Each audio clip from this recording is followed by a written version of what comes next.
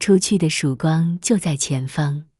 温玲玉和秋露激动地抱在了一起。太好了，小玉，我们终于快出去了，终于快走出这个鬼地方了。温玲玉激动地连连点头，连徐子荣都开始用右手点着两肩、额头和肚脐，画出了一个不甚标准的十字架。他这个人，平时坚称自己是唯物主义者、社会主义的接班人，现在却在感谢上帝保佑。既然知道了离出去已经不远，我心情也是前所未有的放松，笑容都轻松不少。看着少年还背着背篓，便说：“你要不要我们载你一程？我们不是坏人，只是单纯想感谢你。”少年摇摇头，说：“不用了。”我莫名有些失落，想了想，又鼓足勇气说：“我们还蛮有缘分的，可不可以告诉我你的名字？”缘分，你又说这个词，好奇怪。少年似笑非笑：“我叫沈剑清，看见的见，阿青的青，阿青的青。阿青是一个人名吗？怎会有人用别人的名字来介绍自己的名字？还是说，那是他的心上人，是我见青山多妩媚的剑青吗？”沈剑清扑哧一声笑出来：“我不知道，没听过，但你们外面的人说话真好听，很有意思。”他一笑，露出个浅浅的酒窝来：“我叫李玉泽。”沈剑清挑了挑浓长的眉毛，好像对我的名字没有意外，也不感兴趣。我转身跑去后备箱，找到我买的为数不多的那点特产，抽出一袋肉干跑回来递给沈剑清。沈剑清皱眉，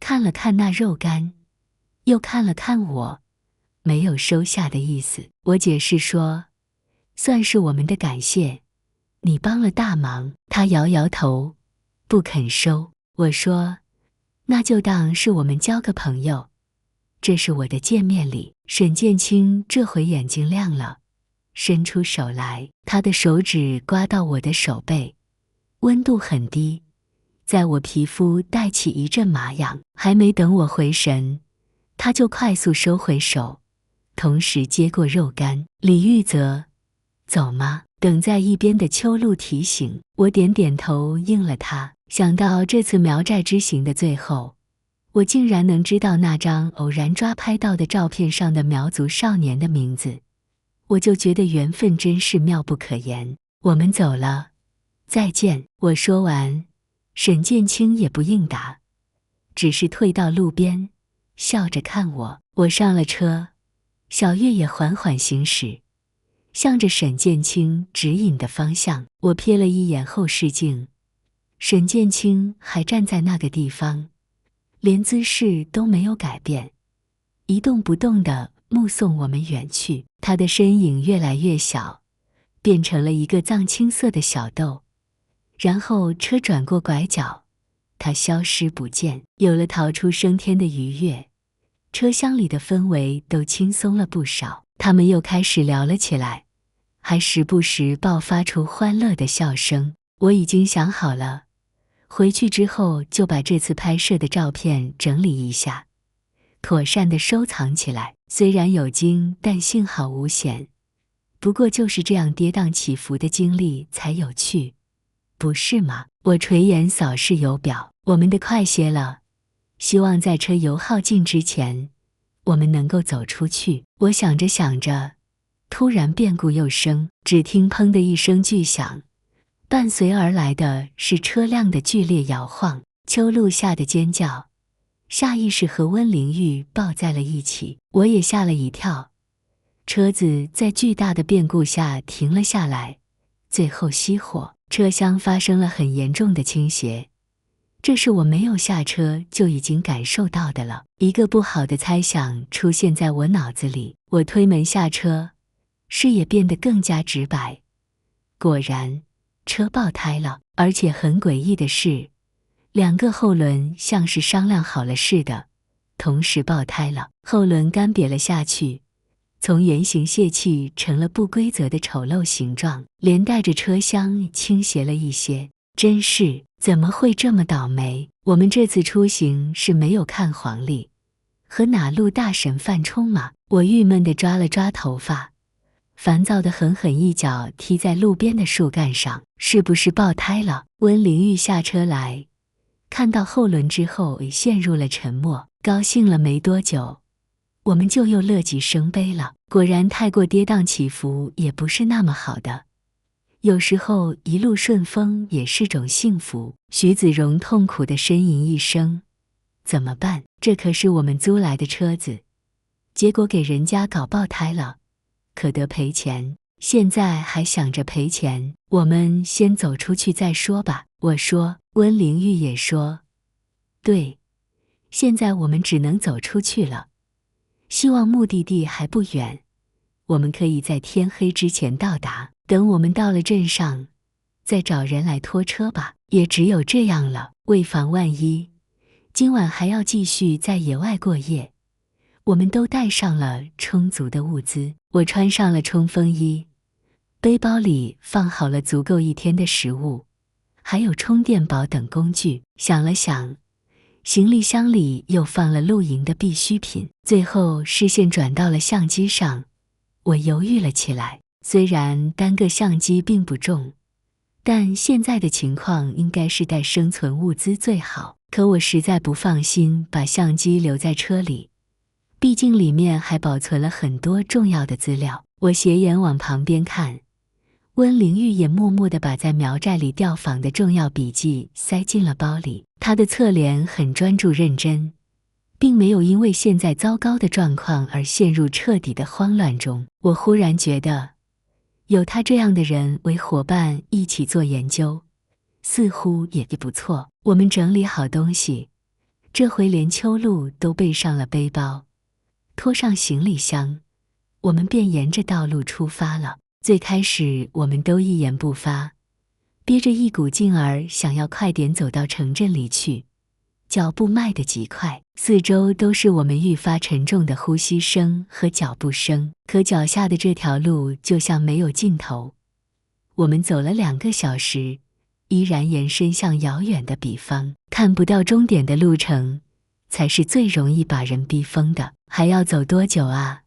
我的脚好痛。秋露苦着脸，眼睛眯起来，下一刻眼泪就要飙出来了。温玲玉也喘着气，有气无力地说，我们休息一下吧，真的不行了，我好口渴。眼看着天色快要转暗，可目的地却看不到阳，我们可能真的要在野外过夜了。我拿出手机，电量还剩一半，依然没有信号。好，我点点头，与其这么看不到目的地的走下去，还不如好好休息。幸而之前我们带了露营的物品，就地搭起了一个简易的帐篷。天色转为昏暗，夕阳在山，倦鸟归林。我和徐子荣在路边的树林中收集了一点干枯的树枝，在帐篷前升起了篝火。之前在车里倒不觉得，原来蚊虫多得可怕，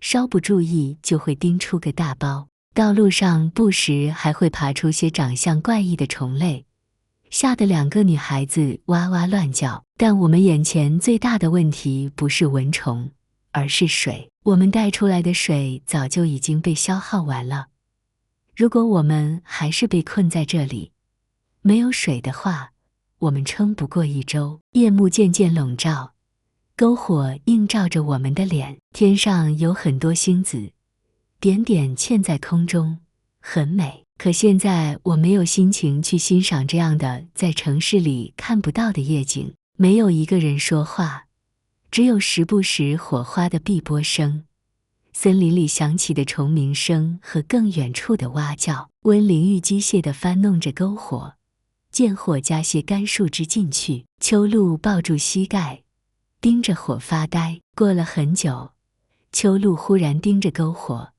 眼睛一眨不眨，嘴里喃喃着，我们是不是走不出去了？我呼吸一滞，心底也忍不住发虚。温玲玉似乎想要安慰他，我们，可到最后自己都说不出口，一行眼泪就直直地从秋露眼眶中淌下来。我不想死在这里，我爸妈还等着我回家呢，我还这么年轻。说完，秋露哽咽着和温玲玉抱在了一起。徐子荣猛地把手里吃完的罐头砸向地面，恨恨地说：该不会是那个小子给我们指错路了吧？他根本就不知道出去的路，给我们瞎指了一条，否则我们走了一天，怎么可能连一个人影都没有，还越走越荒凉。我说，我们和他无冤无仇的，他为什么要整我们？我怎么知道？可能他就是没事吃撑了。我不愿再细想下去，现在如果走回头路，我们的沉没成本就太高了，而且也不一定能走出去。我说，今天走了这么久，我们还是早点休息吧，别想这些了。我先守夜，你们睡吧。三人默不作声。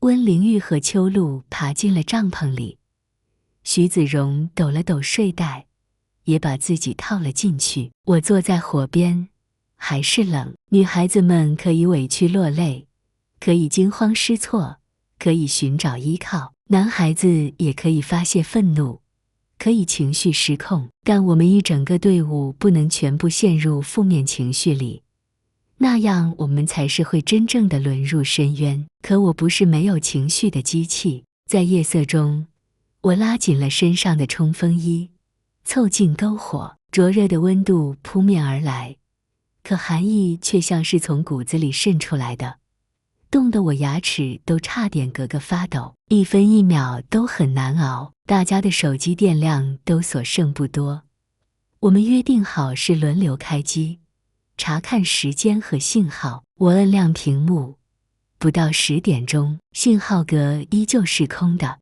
今晚，我知道注定是个不眠之夜。如果昨天在车里过夜已经算是倒霉，那今天沐天席地，简直是我生平头一次。帐篷里一直传来温玲玉和秋露的说话声，很细很低，模模糊糊的听不清。徐子荣躺了好久，呼吸声急促烦闷，最后他索性翻身起来，眼里一丝睡意也没有，默不作声地踢了踢篝火边的灰烬。睡不着。徐子荣皱着眉摇头，然后又点点头。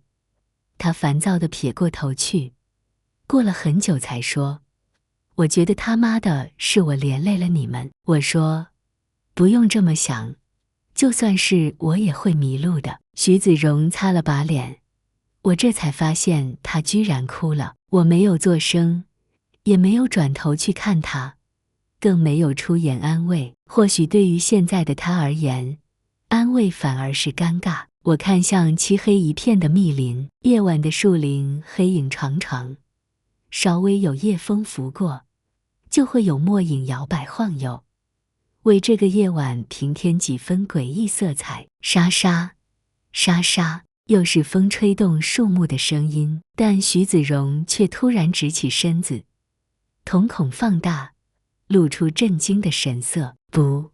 不对，现在根本就没有风。我一瞬间明白了那是什么声音，那是来自虫子成群结队爬过地面，无数四肢刮过地面发出的令人牙酸的声音。那些虫子，徐子荣顾不上灼热，从篝火挑起一根稍长的树枝，当作火把举在手里，照亮了更远的一小片地方。一只又一只黑色的虫，像黑夜里潜伏着的怪物，蛰伏在不远处。它们成群结队，蜿蜒爬行在路沿，贝壳微微反射着火光。怎么又来了？徐子荣低低的怒吼一声，扬起那截树枝就要去烧虫子。我一把拦住他的手：你疯了！森林里见火即燃，顷刻间我们就命丧黄泉。树木最怕火，虽然现在是初夏，可一旦燃起来根本控制不住。我们就算能活着出去，也会被判个放火罪，关10年8年的。徐子荣恨恨地放下火树，这是什么玩意儿？一直缠着我们。他那咬牙切齿的表情，简直是想一泵杀虫剂全把它们喷死。我说，会不会是我们带的食物在吸引它们？这些虫阴魂不散，但也没有实质性伤害到我们什么。妈的，操！这时，小帐篷的门帘被掀开，温灵玉和秋露将头凑了出来，两人都清醒得很，面露愁容。秋露说：“怎么了？你怎么骂脏话？”徐子荣欲言又止，温灵玉没有说话，抬着一双水汪汪的眼睛看我，里面全是担忧。我心一软，不想女孩子们再担惊受怕，便说：“没什么事，你们休息吧。有什么危险也是我和徐子荣顶在前面。”他们对视着，放下帐篷的帘子。我怕徐子荣再犯冲动，做出什么难以挽回的错事，便留了心。幸而这一晚虽然有些小波折，但也平平安安地过去了。第二天，天气晴，天高云淡，连云都是不成气候地散着，阳光直射大地，林子里的潮气被烘烤了起来，皮肤黏黏的。当然也不排除是因为我们已经3天没有洗澡的原因。我们4个已经蓬头垢面，温灵玉的刘海几乎油成了一缕一缕的，紧贴在额头上。秋露的长发打了结，只能用5指简单的梳理。徐子荣的脸上沾着灰烬，应该是捣弄篝火时染到的。当然，我也没好到哪里去，白衬衣已经看不出原本的颜色了。烧了一晚上的篝火在水泥地上留下了一片黑色的焦痕。我们默不作声地把行李物品都收拾起来，为出发做准备。可往哪里走呢？秋露脸色苍白而犹豫。我们真的要继续往前吗？2天的奔波让他瘦了一大圈，脸上血色尽退。徐子荣说：“我们走了这么远，越做越偏，根本不像是能走到城镇里头的样子。”温灵玉迟疑着，可我们的车坏了，也不知道走了多远，早就迷路了。如果没有一个方向的在山里乱窜，我说，这里还铺了水泥路，至少证明是有人到过，有人用过的。走回头路的话，那昨天的辛苦就白费了。他们3个又沉默了下来。在我看来，我们已经走了这么久，沉默成本太高，而且就算回去，我们也同样不知道该何去何从，还不如认准一条路走到底。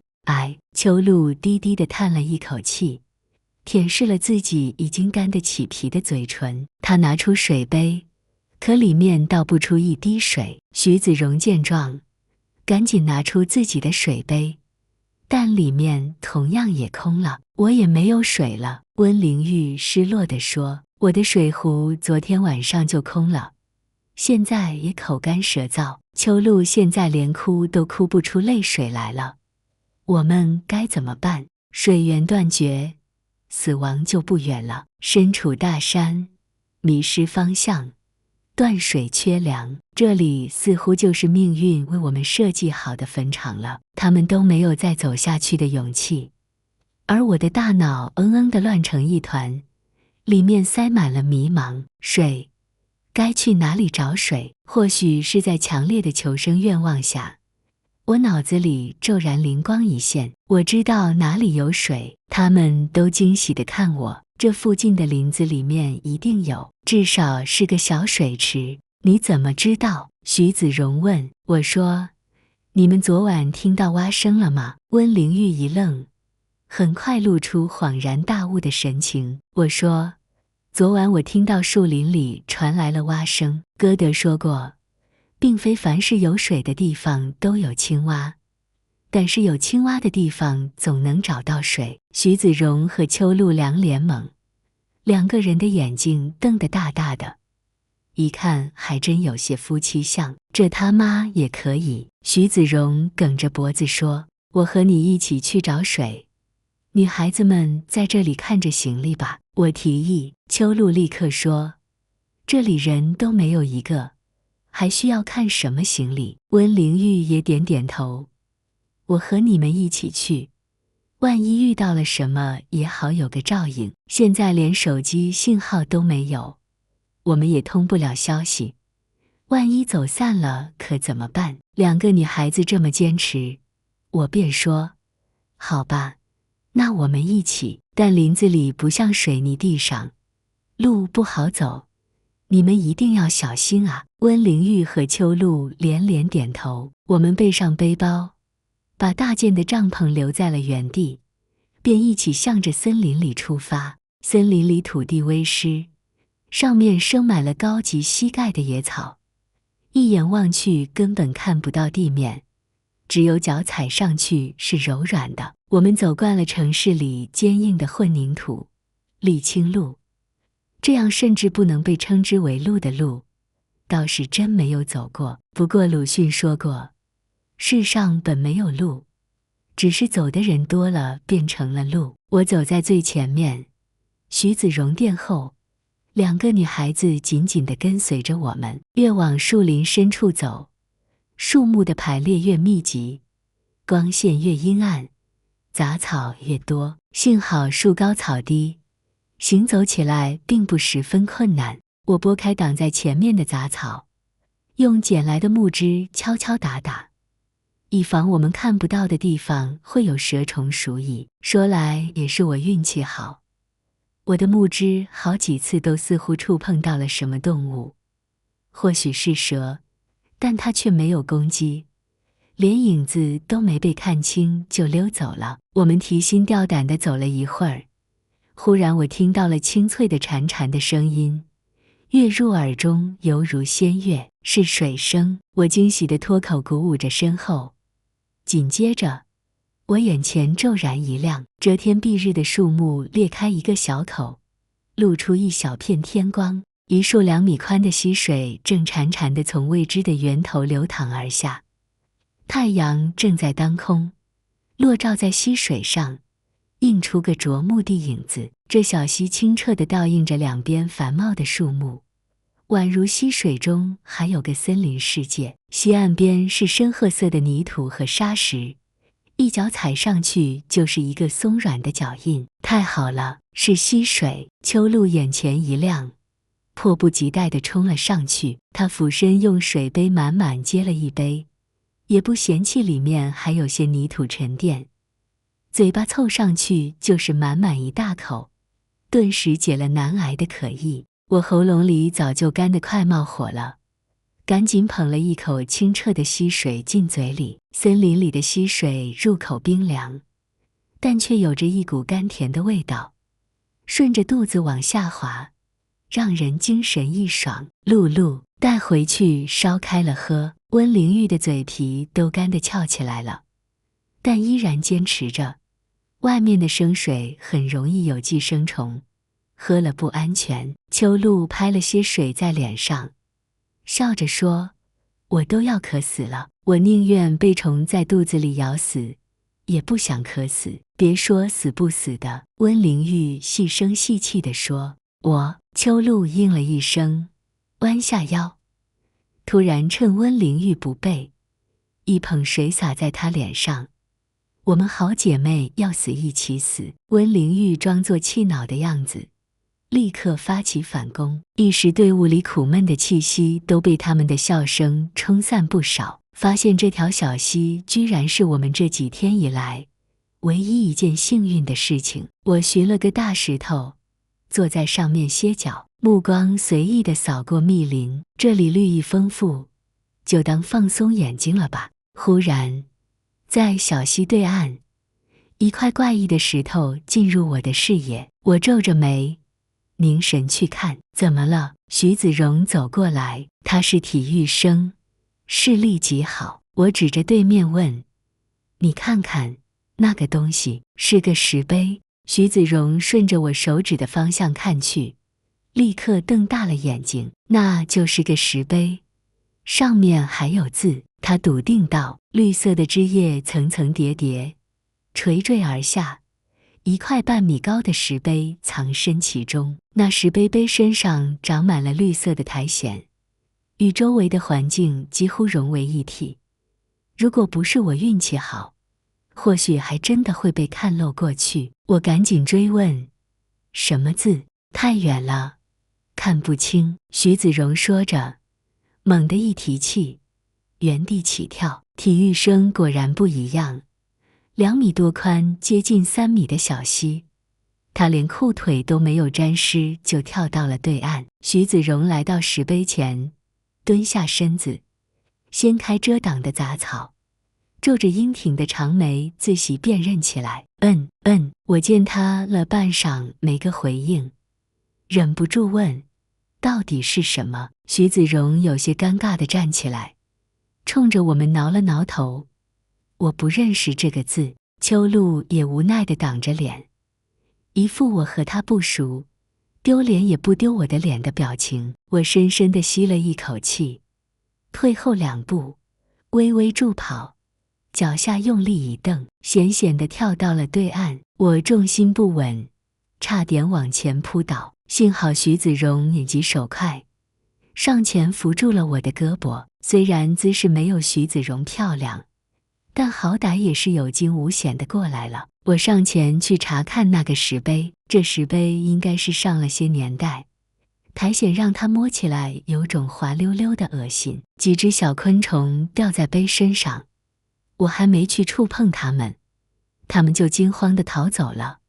好像我是什么捕虫兽似的。碑身边缘雕刻着一些我看不懂的花纹和图腾，既像蝴蝶又像凤凰，还有一些装饰性的花朵和飞鸟。中间刻着2行字，当年应该是描过红，但现在在岁月的风蚀下早已没了色彩。我皱起眉头，仔细辨认，其中1行字是我从来没有见过的，歪歪扭扭的；另1行字是古体篆文，我勉强认识。文学院里刚好有个古汉字研究所，研究所里的教授曾经给我们上过1个学期的课。我当时好奇心重，对古汉字的兴趣也大，便跟着他学习了半个学期。现在我无比感激当初的自己。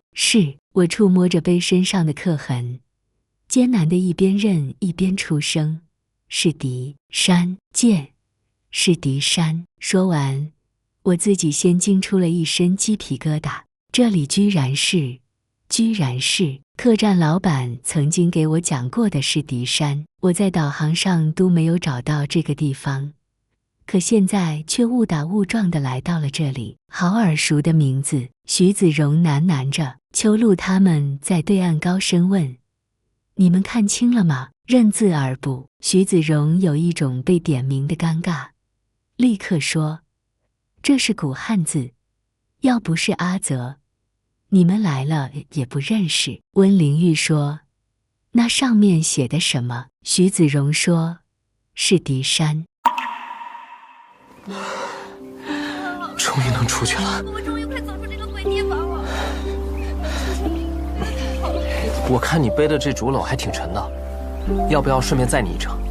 哦，我们不是坏人，只是单纯想感谢你。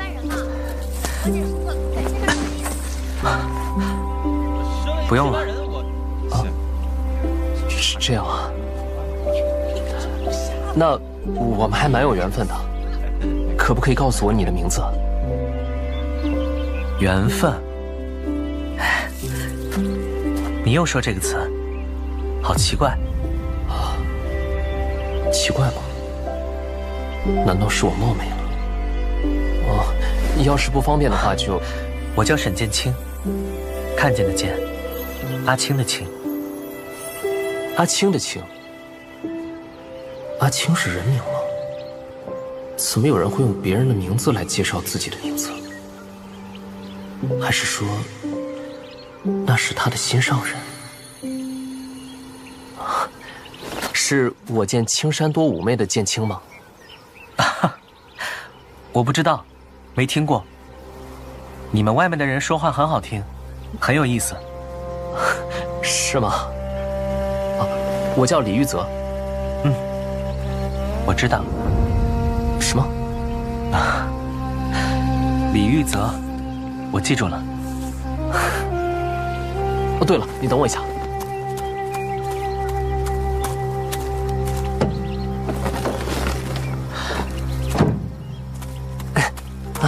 这肉干是我自己买的，唯一一包特产，给。啊，算是我们的感谢，你帮了我大忙。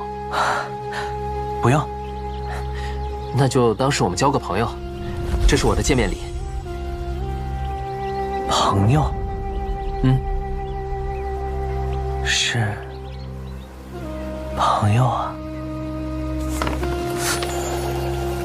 他的手好凉。怎么他碰过的地方又麻又痒？朋友。李玉泽，咱们能走了吗？哦，来了。那我们走了，再见。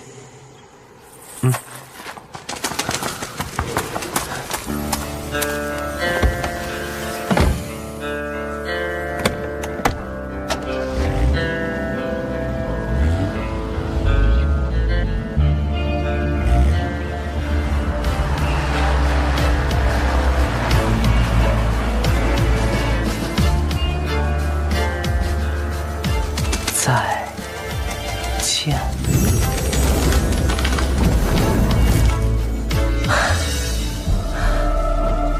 很快会再见的。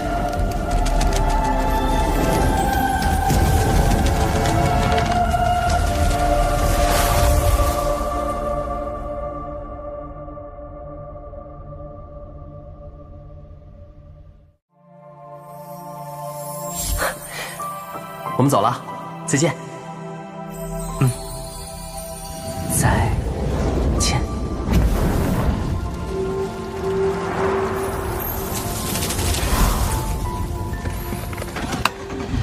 咱们出发吧，希望天黑前能走出这片森林。好。没想到这次苗寨之行的最后，亏是能出，我竟然能知道那个苗族少年的名字。不是蛇就是虫，一个会唠嗑的。缘分真是妙不可言。那人怎么还站在那儿？啊，跟望夫石似的，连姿势都没变。你说什么呢你？什么王夫石？这个他是在目送我们离开，要是能带他一段就好了，说不定能去他生活的地方看看。就是要经历这种跌宕起伏才能。他是住在这山里吗？也许他的寨子里有我真正想要的文化民俗，也不一定。我在想什么？小月，先出去再说吧。回去就该整理资料，抓紧写报告了吧？对吧，玉泽？我也是这么想的。哎呀，你俩真是。好景不长，车子刚开出去没多久就爆胎了。是吧？爆胎的买不得已，我们只能骑车步行，希望能尽快走出这片迷林。但直到天黑，也还是在林子里打转。手机只剩一半的电了，咱们今天还是没有信号。帐篷露营吧。好，还好我们一直背着露营装备，可以先就地扎营休息。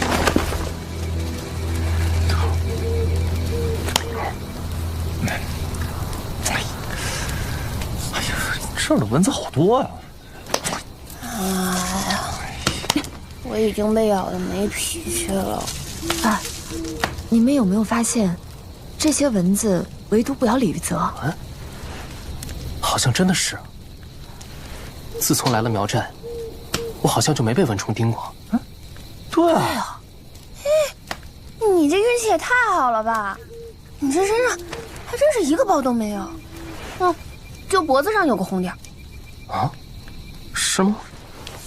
我没什么感觉啊，也不疼也不痒的。我们走了一整天，一个人影都没有。哎，该不会是那个小子给我们指错路了吧？啊，徐子柔，你说什么呀？不是，我们和他无冤无仇的，他为什么要整我们？我怎么知道？可能他就是没事找事儿，吃饱撑的。早点休息吧，别想这些有的没的。我来守夜，你们先睡吧。我睡不着，再待会儿。哦，那我和露露先进帐篷睡了。晚安。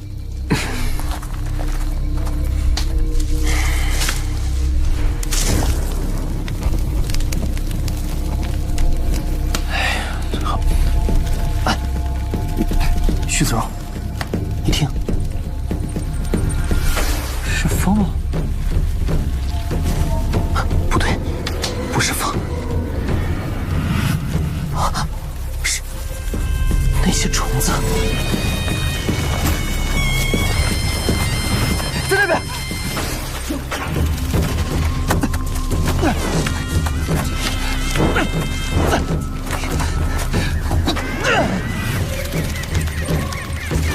我的虫子怎么又来了？你疯了！林子里全是可燃物，一点就着，烧起来我们谁也跑不掉。这满地爬的他妈的到底什么玩意儿？一直缠着我们。你说，会不会是我们带的食物在吸引他们？这些虫阴魂不散，但也没有对我们造成什么实质性的伤害。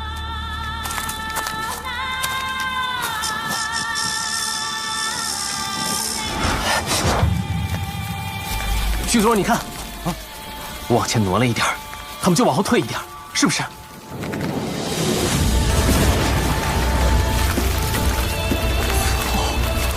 还真的是。这些虫子瘫痪在我们营地周围，围成了一个圈，看起来不像是要攻击我们，而像是在保护我们。这到底是怎么回事？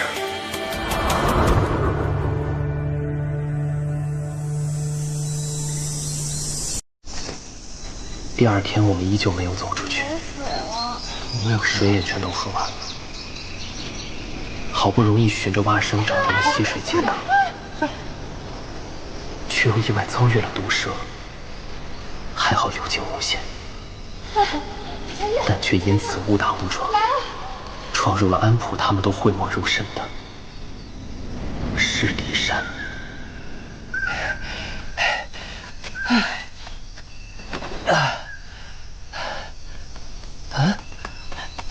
这里怎么？林玉泽，你怎么停下了？是啊，怎么不跑了？不用管我，我能追上你们。你们看，啊？什么呀？看什么？那是什么？啊！这里不是东江苗寨？那这扇大门是？牌匾上有字。这里是赤敌苗寨。